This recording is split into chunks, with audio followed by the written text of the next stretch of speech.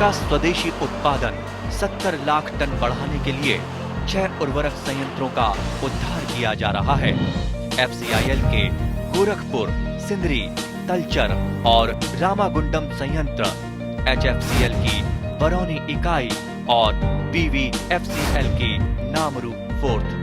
सोने पर सुहागा ये है कि देश में अब बनेगा सिर्फ नीम लेपित यूरिया, क्योंकि इससे होगा किसानों का फायदा ही फायदा। अनाज का उत्पादन 10% तक बढ़ेगा। बढ़ेगी 10 से 15% नाइट्रोजन क्षमता।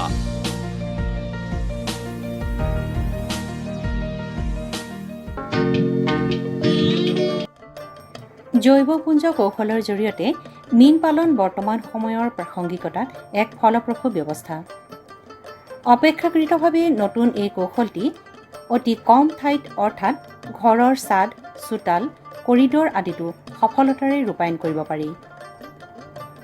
বিশেষকৈ নগৰ চহৰৰ কম মাটি থকা গৰাকীৰ বাবেও ই তেনেই সম্ভৱ।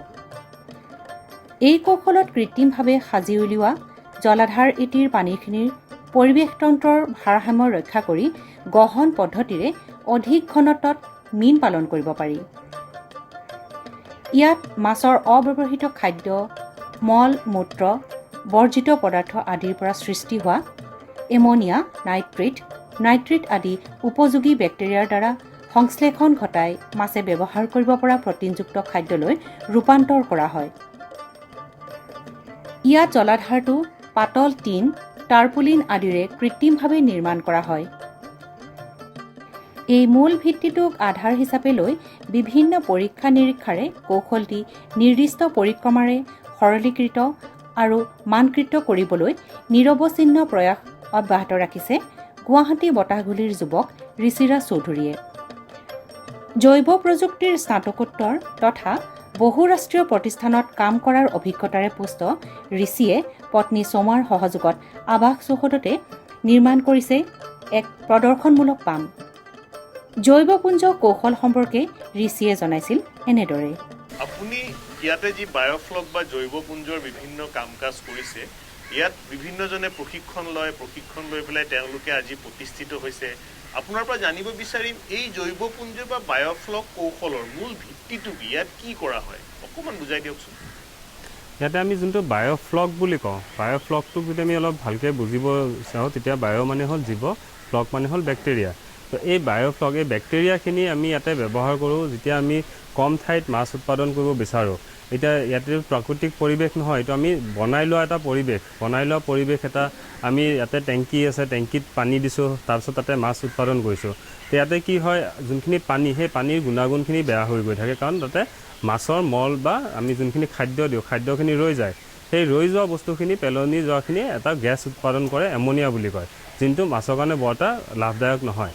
আৰু সেই বস্তুখিনি সেইখিনি যদি আমি একেৰাহে চফা কৰি থাকিব নোৱাৰোঁ, তেতিয়াহ'লে পানী গুণাগুণটো একেবাৰে বেয়া হৈ যায় আৰু মাছটো মৰি যাবগৈ। তো সেই গুণাগুণখিনি ভাল কৰিবৰ কাৰণে বা পানীৰ যোনখিনি কোৱালিটি সেইখিনি ভাল কৰিবৰ কাৰণে আমি এই বেক্টেৰিয়াটো ব্যৱহাৰ কৰোঁ। বেক্টেৰিয়াখিনিৰ কামটো কি, বেক্টেৰিয়াখিনিয়ে একেৰাহে নন ষ্টপ তাহাঁতে পানীখিনিক ফিল্টাৰ কৰি থাকে। পানীখিনিক যিমানেই চফা, মই যিটো বুজিছোঁ ইয়াত মাছে যিখিনি মল মূত্ৰ ত্যাগ কৰে বা যিখিনি বৰ্জিত পদাৰ্থ জমা হয়, সেইখিনি আপোনালোকে আন উপকাৰী বেক্টেৰিয়াৰ জৰিয়তে আকৌ উপযোগী কৰি দিলে। কি দিয়ে তাত, কি ধৰণৰ ব্যৱস্থা দিয়ে? ইয়াতে আমি যোনটো বেক্টেৰিয়াই দিওঁ, বেক্টেৰিয়া এটা ইনএক্টিভ ফৰ্মত আহে, সেইখিনি আমি তাতে আকৌ নতুনকৈ এক্টিভ কৰিবৰ কাৰণে তাতে আমি গুড়, লালি গুড় বা যিকোনো এটা কাৰ্বন চ'ৰ্চত মিহলাই কিনে আমি তাতে পানীত মিহলাই দিওঁ।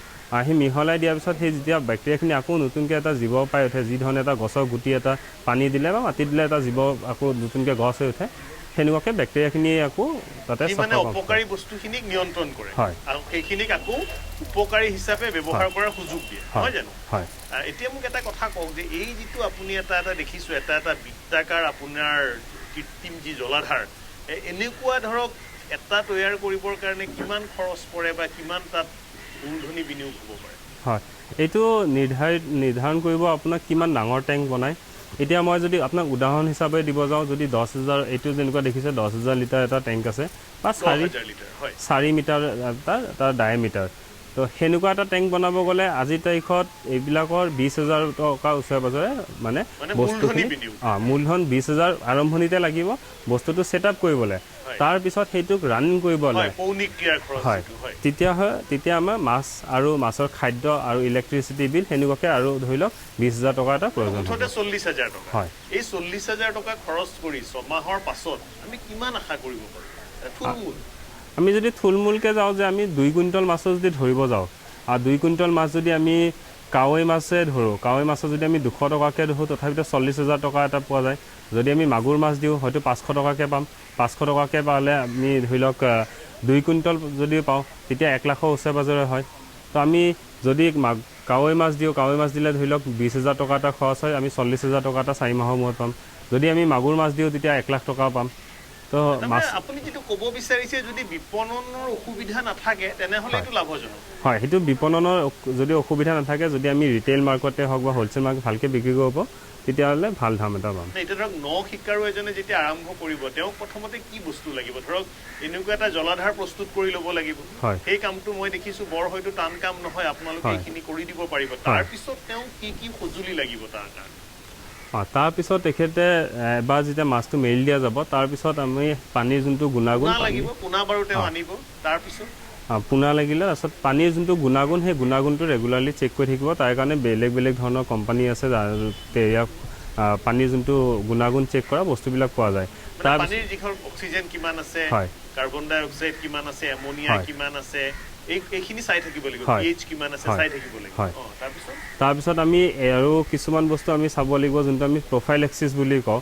মানে মাছটো বেমাৰ হোৱাৰ আগতে আমি চাব লাগিব যে তাৰ মানে বেমাৰ হোৱাৰ পিছত বহুত কিবা কিবি দিগদাৰ হয় তো বেমাৰ হোৱাৰ আগতে আমি যদি এইবিলাক ৰেগুলাৰলি চেক কৰি থাকোঁ যোনটো ফিছ হেল্থটো ৰেগুলাৰলি চেক কৰি থাকোঁ তাৰ কিবা ইনফেকশ্যন আহিছে নেকি বেমাৰ আহিছে নেকি তো সেইবিলাক আমি ৰেগুলাৰলি চেক কৰি থাকিব লাগে তাৰ কাৰণে আমি ধৰি লওক কেতিয়াবা ৱাটাৰ চেনিটাইজাৰ ইউজ কৰিলোঁ বা পটাছিয়াম পাৰ্মানেণ্ট ইউজ কৰিলোঁ তো সেইবিলাক বস্তু আমি এটা আৰু ইয়াত অক্সিজেন যোগান ধৰি থাকিব লাগিব নেকি অক্সিজেন ইয়াতে যদি আমি খুব হাই ডেঞ্চিটিত ৰাখিছোঁ হাই ডেঞ্চিটিত ৰাখিলে মাছৰ কাৰণ অক্সিজেনৰ পৰিমাণটো কমি যায় তো সেইকাৰণে আমি একেৰাহে অক্সিজেনটো ছাপ্লাই কৰিব লাগিব কিছু আপুনি উপকাৰী বেক্টেৰিয়া দিব লাগিব হয় গুৰ দিব লাগিব সেই কথাটো অকণমান কৈ দিয়কচোন হয় সেই যোনটো মই বেক্টেৰিয়াৰ কথা ক'লোঁ বেক্টেৰিয়াটো লাগে আমাৰ পানীৰ যোনখিনি মল বা পানীৰ যোনখিনি মাছৰ মল বা এয়া চফা কৰিবলৈ লাগে তো সেইখিনি দিলে কি হয় আমি পানীটো আমি আকৌ নতুনকৈ তাক সলাব নালাগে একেখিনি পানীয়ে আমাৰ তাতে কণ্টিনিউৱাছলি এটা ফিল্টাৰেশ্যন হৈ থাকিব আৰু সেই পানীখিনি আমি ইউজ কৰি থাকিব পাৰিম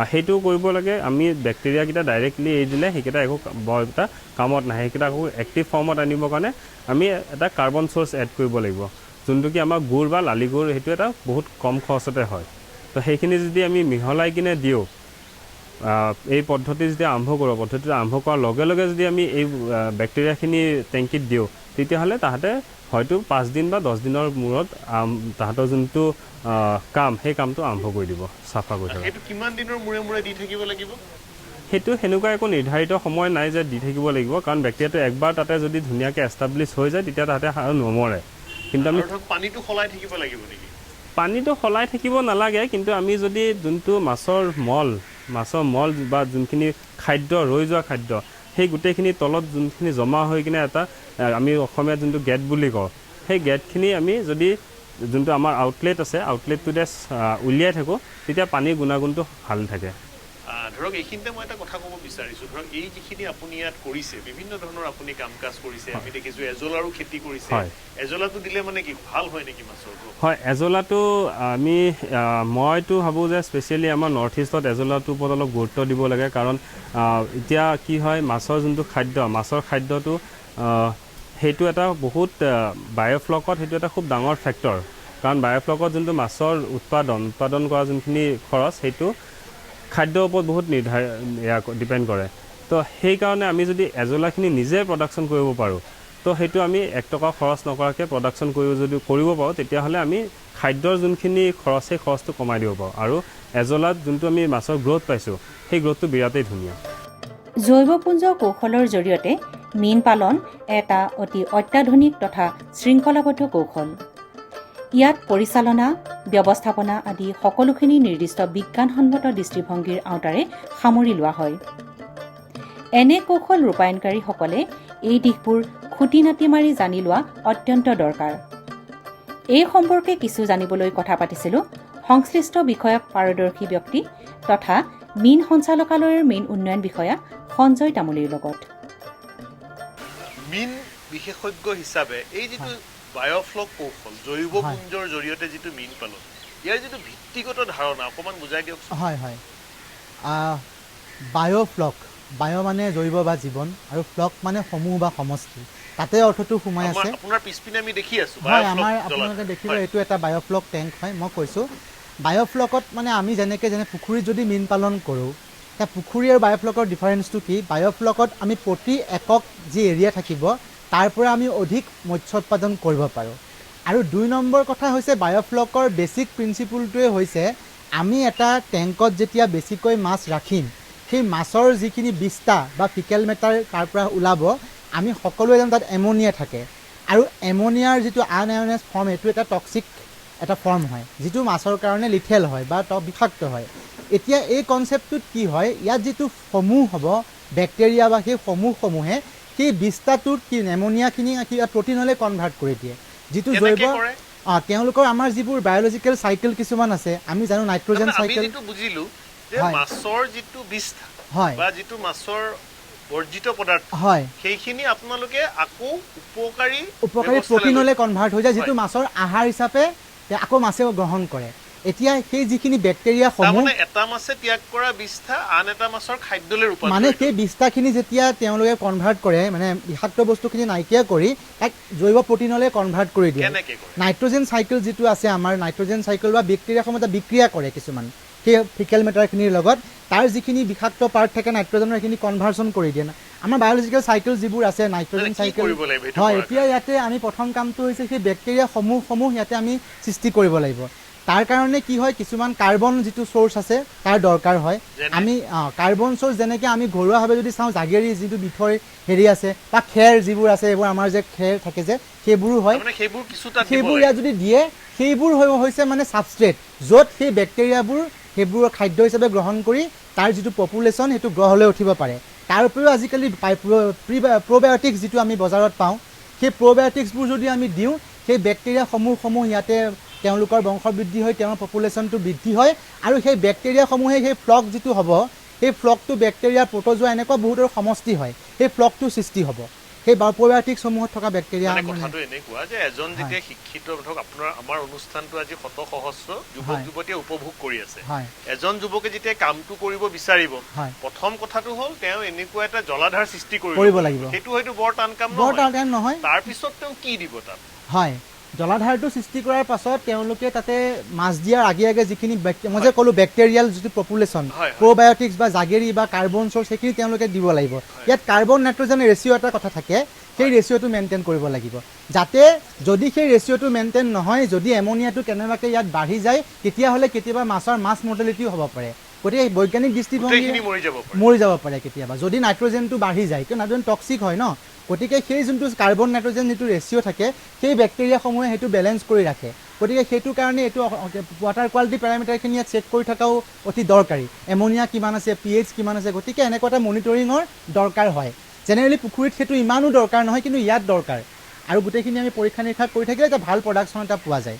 আৰু খৰচো বেছি নপৰে। এনেকুৱা টাৰ্পুলিনযুক্ত এটা টেংক বনাবলৈ ধৰি লওক 10,000 লিটাৰ কেপাচিটি যদি হয় আৰু 4 মিটাৰমান যদি ডায়মিটাৰ হয়, তেনেকৈ হ'লক চব মিলাই 40-50 হাজাৰ টকাত এনেকুৱা এটা হেৰি আহি যায়। আৰু ভিয়েটনাম কাৱৈজাতীয় মাছ, শিঙি, মাগুৰ এনেকুৱা মাছবোৰ আমি ইয়াতে কৰিব পাৰোঁ। দৈনিকটো খাদ্য দি থাকিব লাগিব। হয়, খাদ্য দি থাকিব লাগিব। হয়, খাদ্যটো আপোনাৰ মাছৰ যিটো বডি ৱেইট আছে সেইটো হিচাপত আমি দিব পাৰোঁ 3-5%। সেইটো হিচাপত আমি বজাৰত কিনিবলৈ পাওঁ খাদ্য, সেইটো দিব পাৰি। আৰু বাকী ইয়াতে যিটো জৈৱিক যিটো খাদ্য নেচাৰেলি যিটো প্ৰডিউচ হ'ল ফ্লক হিচাপে, সেইবোৰতো মাছে খায়েই, গতিকে গ্ৰ'থটো ভাল হয়। তাৰমানে ধৰক মাছখিনি দিয়াৰ পাছত তাত কিছুৱে প্ৰ'বায়'টিক জাতীয় আমি বস্তু দিম, তাৰ কিবা হিচাপ আছে নে কিমান দিম? হয়, এইটো হেৰি ৱাইজ এটা হিচাপ আছে, এইটো টেংকৰ গোটেই ডাইমেনশ্যনটো জুখি ল'ব লাগিব, সেইখিনি হিচাপ কৰি পেলাই দিয়া হয়। আৰু তাৰ পিছত আমি খাদ্য দি থাকিম আৰু পানীটো দৈনিক পৰীক্ষা কৰি অক্সিজেনৰ যিটো আমি বাবুল যিটো আমি অক্সিজেন চাপ্লাই এটা বুৰবুৰণি বা পাইপ এনেকুৱা দি ডিফিউজাৰ দি পেলাই আমি মানে বাহিৰৰ পৰা অক্সিজেন দিব লাগে। জৈৱপুঞ্জ কৌশল ৰূপায়ণৰ বাবে বিশেষ ঠাইৰ দৰকাৰ নহয়। ঘৰৰ চৌহদ, চোতাল আদিতো এই কৌশল অনায়াসে সম্ভৱ। আগ্ৰহীসকলে চৰকাৰী আৱাস চৌহদতো এনে কৌশল ফলপ্ৰসূভাৱে সম্ভৱ কৰিছে। উত্তৰ পূব সীমান্ত ৰেলৱেৰ উচ্চ পদস্থ বিষয়া তথা সাংস্কৃতিক কৰ্মী পৱন দত্ত তেনে এটি উদাহৰণ। আহকচোন তেখেতৰ সৈতে কথা পাতোঁ। আপুনি এজন কেন্দ্ৰীয় চৰকাৰৰ উচ্চ পদস্থ বিষয়া, আপোনাৰ পেচা বেলেগ, কিন্তু তাৰ মাজতো আপুনি মীন পালন বা জৈৱ পুঞ্জৰ জৰিয়তে যি মীন পালন অত্যন্ত কম ঠাইত চৰকাৰী আৱাসৰ চৌহদতে আপুনি কৰিছে। কিহৰ কাৰণত আপুনি এইখিনিলৈ আগবাঢ়িল আৰু আজিৰ তাৰিখত আপোনাৰ সফলতাটো আপুনি কেনেকৈ বিশ্লেষণ কৰিছে? আচলতে মই এইটোৰ প্ৰতি বেছি আগ্ৰহী আৰু মাছ পালনৰ ক্ষেত্ৰত। এইটো চৰকাৰী আৱাস মোৰ কম ঠাই আছিলে, মই ইউটিউবত চাইছিলোঁ আৰু গুৱাহাটী বায়'ফ্লকৰ ঋষিৰাজ চৌধুৰীৰ লগত মই ফোন নম্বৰত মই যোগাযোগ কৰিছিলোঁ যে মোৰ এনেকুৱা সৰু ঠাই এটুকুৰা আছে, মই মানে মাছটো পোহাৰ কাৰণে খুব ইচ্ছা কৰিছোঁ, আপুনি এবাৰ চাই যাব নেকি? মতে ঋষি আহিলে, আহি চালে যে পাৰিব, আপুনি সৰুকৈ এটা প্ৰজেক্ট ল'ব পাৰে, আপুনি নিজৰ কাৰণে হৈ যাব, ঘৰৰ আলহী মানে হৈ যাব। এইটো সম্পূৰ্ণ মানে মই নিজাববীয়াকৈ কৰিছোঁ, কোনো ব্যৱসায় ভিত্তিক বস্তুটো কৰা নাই। নিজে খোৱাৰ কাৰণে আলহী দুলহীৰ লগত অলপ শ্বেয়াৰ কৰিম, সেইখিনি লৈ নিজৰ ছেটিছফেকশ্যন এটা আহিব, সেইটোৰ কাৰণে এইটো পাৰিছোঁ। আৰু দ্বিতীয় কথা হৈছে কি, এইটো প্ৰজেক্ট মই পাতি পেলাই এনেকুৱা এটা আমাৰ অনুভৱ হৈছে যে নিবনুৱা যিখিনি যুৱক যুৱতী আছে বা তেওঁলোকৰ ঠাই আছে ভাল, তেওঁলোকে যদি এই চৰকাৰী আঁচনিবিলাক গ্ৰহণ কৰি তেওঁলোকে এনেধৰণৰ মীন পালন কৰে, তেওঁলোকে নিশ্চয় স্বাৱলম্বিতাৰ পথ মুকলি হ'ব তেওঁলোকৰ। সেইটো এটা মই অনুমান কৰিছোঁ। এতিয়া মোৰ সৰু ঠাইৰ কাৰণে অলপ সৰু জেগাটো হ'ল, এতিয়া ডাঙৰ ঠাই হ'লে ডাঙৰ জেগাত তেওঁলোকে ডাঙৰ। স্বাভাৱিকতে এটা প্ৰশ্ন আহিব, যিহেতু আপুনি এজন অত্যন্ত ব্যস্ত দায়িত্বশীল, হয়, তাৰে মাজত আপুনি সময় লৈ এইখিনি কাম কৰিছে, তাৰমানে মই এনেকৈ ধৰি ল'ব পাৰোঁ নেকি যে এই কামখিনি কৰাৰ কাৰণে যিটো ব্যৱস্থাপনা বা পৰিচালনা, সেই কামখিনিৰ কাৰণে বৰ বেছি সময় নালাগে, ইচ্ছা কৰিলে যিকোনো ব্যক্তিয়ে জড়িত হ'ব পাৰে? একেবাৰে পাৰে। এইটো সময়টো মই ৰাতিপুৱা 9টাত অফিচত যাওঁ, 6টাত আহি পাওঁ।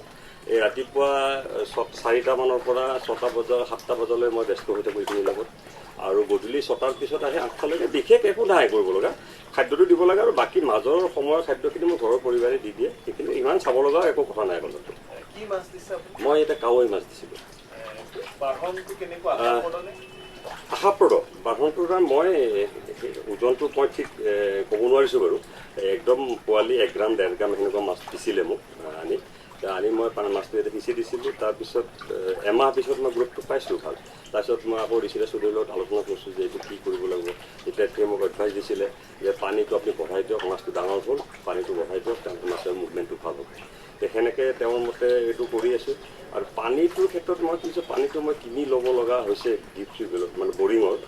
আমাৰ ইয়াতে চৰকাৰী পানী যিখিনি আহে তাৰমানে তাত ব্যৱহাৰ কৰে, ব্লিচিং পাউডাৰ বা তেনেকুৱা ধৰণৰ বস্তুবিলাক ব্যৱহাৰ কৰে, যাৰ ফলত মাছৰ ক্ষতি হ'ব পাৰে। সেইকাৰণে মোৰ মানে 1 গাড়ী পানীত 200 টকা লয়, 3-4 গাড়ী হ'লে হৈ যায়। সেনেকৈ মই এই পানীটো ব্যৱহাৰ কৰি আছোঁ। মানে কাৰিকৰী সহযোগিতাখিনি আপুনি গুৱাহাটী বায়'ফ্লক সংস্থাৰ যি সভাপতি ঋষিৰাজ চৌধুৰী, তেওঁৰ পৰা পাইছে? হয়। তেওঁৰ কাৰিকৰী সহযোগিতাত আপুনি সুখী? সুখী। তেওঁ মানে যথেষ্ট মানে উৎসাহিত কৰিছে আমাক, কৈছে যে কৰকচোন, কি আছে নতুন বস্তু এটা কৰি চাওকচোন, আৰু যিহেতু আমাৰ ইচ্ছাও আছে, গতিকে সেইটো মই যথেষ্ট সহযোগিতা পাইছোঁ। গতিকে আপোনাৰ অভিজ্ঞতাৰ পৰা আপুনি এনেধৰণে হয়তো ক'ব বিচাৰিব যে যিহেতু আমাৰ শিক্ষিত নিবনুৱা যুৱক যুৱতী যথেষ্টখিনি আছে, তেওঁলোকে যদি অকণমান বৃহৎ পৰিসৰত এই ধৰণৰ কাম কৰে, তেওঁলোকে স্বনিয়োজন প্ৰশস্ত কৰিব পাৰিব। একেবাৰে হয়, স্বনিয়োজন তেওঁলোকে স্বাৱলম্বী হ'ব। এই প্ৰজেক্টটো চৰকাৰী আঁচনিবিলাক গ্ৰহণ কৰি যদি তেওঁলোকে যদি এই মীন পালন কৰে, তেওঁলোকে একদম হেৰি হ'ব, তেওঁলোক মানে স্বনিৰ্ভৰশীল হৈ যাব।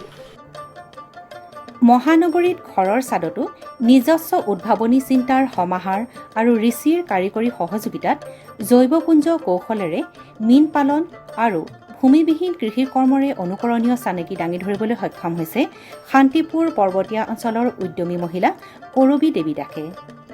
বহুমহলীয়া আৱাসৰ ছাদখনো সফল ব্যৱহাৰেৰে যে ঘৰৰ চাহিদাখিনি জোৰা মৰাৰ লগতে ব্যৱসায়িক ভিত্তিত মীন পালন কৰিব পাৰি, তাক প্ৰমাণ কৰি দিছে শ্ৰীযুতা দাসে।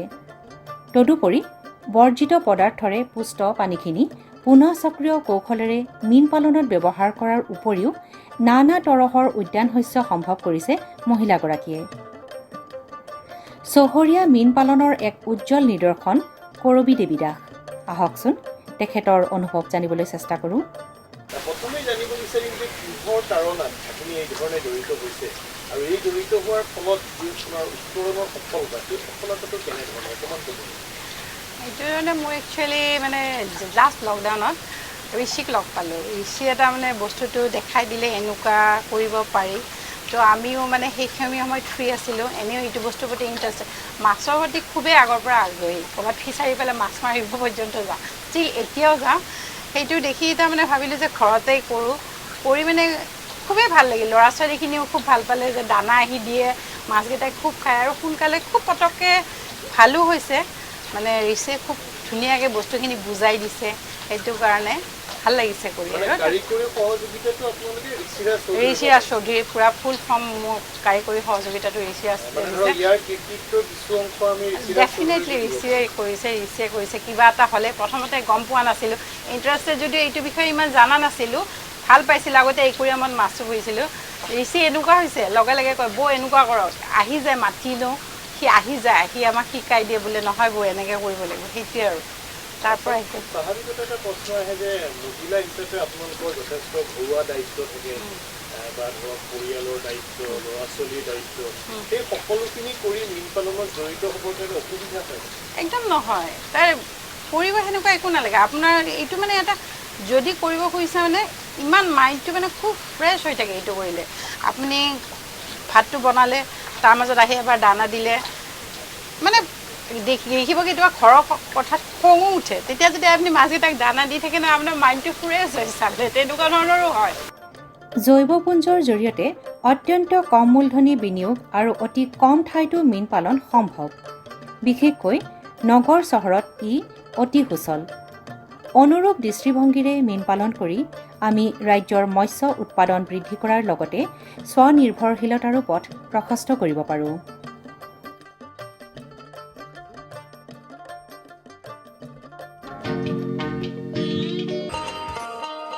किसान भाइयों गांठ बांध लो बहुत बहुत है काम की समृद्धि के पैगाम की मिट्टी के मिजाज को समझो मिट्टी के हर राज को समझो मिट्टी की तुम जांच कराओ मुफ्त सॉइल हेल्थ कार्ड ले जाओ कभी मुनासिब बीज लगाओ सही किस्म की खाद ले आओ जितनी जरूरी उतनी डालो सही मात्रा खुद पहचानो इसको अपना मंत्र बना लो मिट्टी की सेहत को जानो बात बहुत है काम की कम लागत अधिक वरदान की किसान भाइयों गांठ बांध लो आज ही मिट्टी की जांच कराएं राज्य सरकार के कृषि अधिकारी से संपर्क करें और मुफ्त में सॉइल हेल्थ कार्ड पाएं कृषि और किसान कल्याण मंत्रालय द्वारा किसान हित में কৃষকসকলৰ বিভিন্ন সমস্যাৰ সমাধানৰ লগতে শেহতীয়া প্ৰযুক্তি আৰু প্ৰয়োজনীয় আনুষংগিক দিশৰ বিষয়ে জানিবৰ বাবে চাবলৈ নাপাহৰিব কৃষি দৰ্শন প্ৰচাৰিত হয় প্ৰতি সোমবাৰৰ পৰা শুকুৰবাৰলৈ সন্ধিয়া 5:30 বজাৰ পৰা 6 বজালৈ